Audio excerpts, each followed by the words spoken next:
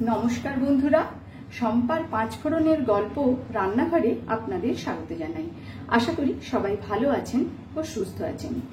যারা বেশি নিরামিষ খেতে পছন্দ করেন, আজকের রেসিপিটা তাদের জন্য।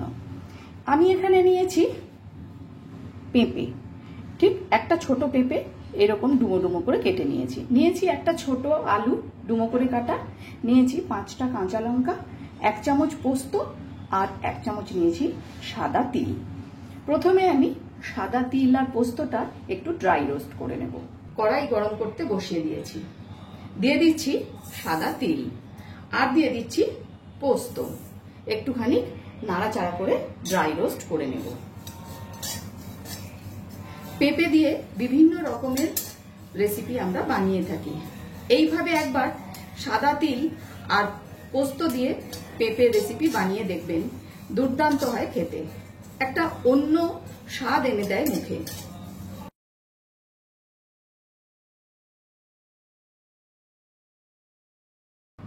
প্রায় 1 মিনিট মতন আমি তিল আর পোস্তটা একটুখানি গরম কড়াইয়ের মধ্যে নাড়াচাড়া করে নিয়েছি। এবার এটা নামিয়ে ঠান্ডা করে প্রায় 3টে কাঁচা লঙ্কা দিয়ে এটা আমি শিলে বেটে নেব। ওই একই কড়াইয়ের মধ্যে দিয়ে দিচ্ছি জল, বেশ কিছুটা জল দিয়ে দিলাম।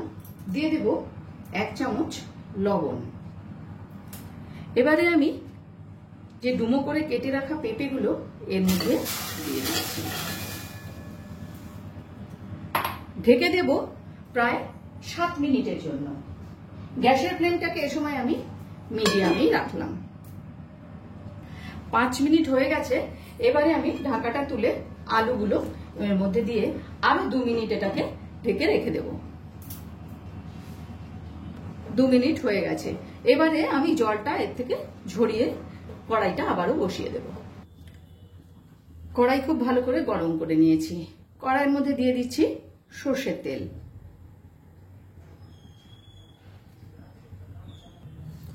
তেলটাও ভালো করে গরম হয়ে গেছে। তেলের মধ্যে দিয়ে দেব 2টো শুকনো লঙ্কা আর দেব 1 চামচ কালো সর্ষে। গ্যাসের ফ্লেমটাকে একদম লোতে করে ফোড়নটা একটুখানি কয়েক সেকেন্ড আমি নাড়াচাড়া করে নেব।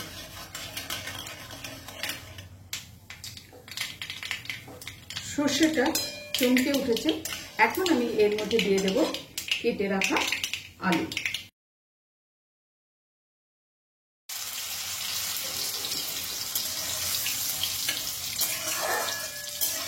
আলুটা ভালো করে একটু লাল লাল করে ভাজা ভাজা করে নেব।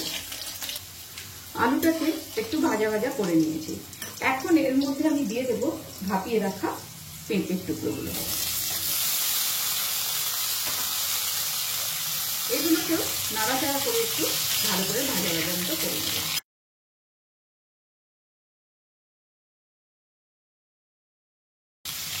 আমার রান্না যদি আপনাদের ভালো লেগে থাকে, অবশ্যই ফলো, লাইক ও শেয়ার করে আমার পাশে থাকবেন। আর যারা আমার চ্যানেলটি এখনো সাবস্ক্রাইব করেননি, তাদের কাছে অনুরোধ রইল চ্যানেলটি সাবস্ক্রাইব করে পাশে থাকা বেল আইকনটি অবশ্যই প্রেস করবেন, যাতে আমি কোনো নতুন রেসিপি দিলে আপনাদের কাছে নোটিফিকেশন পৌঁছে যায়। দিয়ে দেব পরিমাণ মতো লবণ।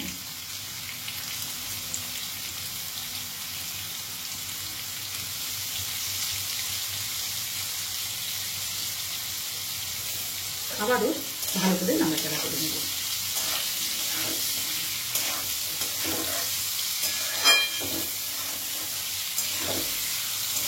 এবারে গ্যাসের ফ্লেমটাকে একদম লোতে করে প্রায় 2 থেকে 3 মিনিটের জন্য আমি এটা ঢেকে দেব। এইভাবে কিন্তু ঢাকা চাপা দিয়ে এটাকে আমি রান্না করব। 2 মিনিট হয়ে গেছে। আবারও ঢাকাটা খুলে নাড়াচাড়া করব।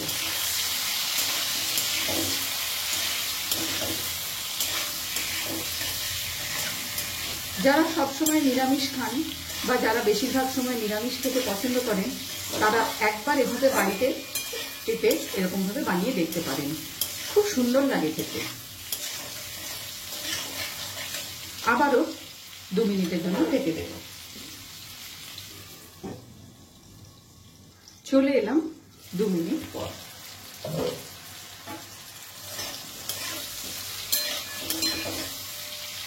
এর মধ্যে দিয়ে দেব হাফ চা চামচ পরিমাণ চিনি।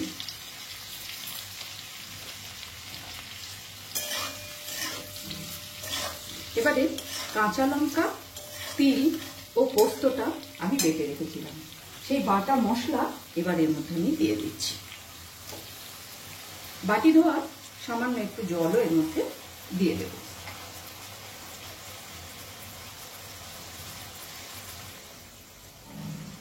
আর কিন্তু কোনো জলের ব্যবহার আমি এর মধ্যে করব না।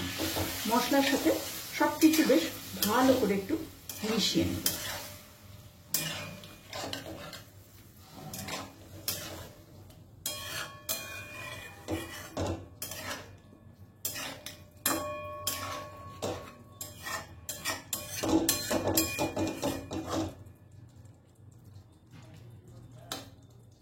তিন থেকে 4 মিনিটের জন্য গ্যাসের ফ্লেমটা লোতে রেখে আমি এটা ঢেকে দেব, যতক্ষণ না পেঁপে ও আলুটা ভালোভাবে সেদ্ধ হয়ে যায়। প্রায় 4 মিনিট হয়ে গেছে। ওপর থেকে দিয়ে দেব 3টে কাঁচা লঙ্কা, আর দেব সামান্য একটুখানি কাঁচা সর্ষের তেল। ভালো করে একটু নাড়াচাড়া করে মিশিয়ে নেব। এটা কিন্তু একদম শুকনো শুকনো গরম ভাতের সাথে দারুণ লাগবে খেতে। এবারে 5 মিনিট স্ট্যান্ডিং টাইমে রেখে আমি নামিয়ে নেব। আলু এবং পেঁপে দুটোই কিন্তু খুব ভালো মতন সেদ্ধ হয়ে গেছে।